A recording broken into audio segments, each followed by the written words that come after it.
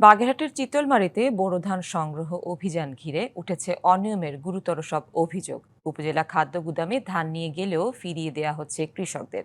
ওজনে কারচুপি ছাড়াও খাদ্য কর্মকর্তার বিরুদ্ধে দুর্ব্যবহারেরও অভিযোগ আছে। তবে অভিযুক্ত খাদ্য কর্মকর্তা কুলুপ টেনেছেন মুখে। ঘটনা তদন্তে গঠিত হয়েছে ৩ সদস্যের কমিটি।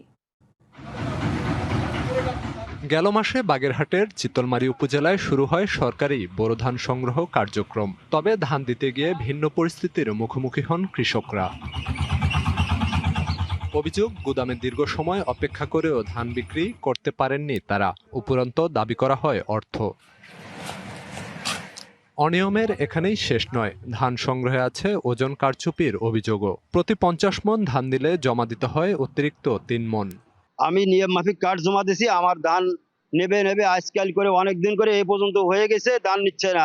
44 খান ধান ঢুকোতে পারি, সেখান থেকে 3 খান ধান আমার কাছ থেকে কেটে নেয়।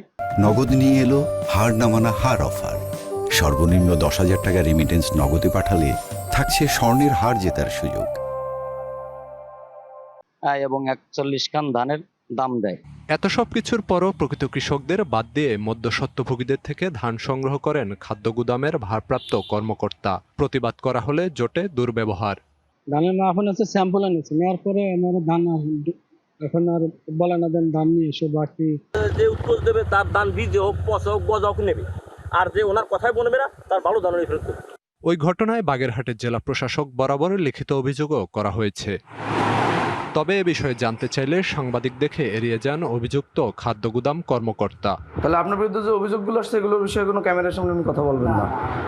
ঘটনা তদন্তে গঠিত হয়েছে 3 সদস্যের কমিটি। প্রতিবেদন পেলে পরবর্তী ব্যবস্থা নেওয়া হবে জানালেন উপজেলা নির্বাহী কর্মকর্তা।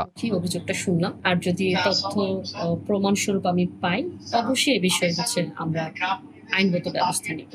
তদন্ত প্রক্রিয়া স্বচ্ছ ও ধান সংগ্রহ প্রক্রিয়া শুরু করার দাবি কৃষকের।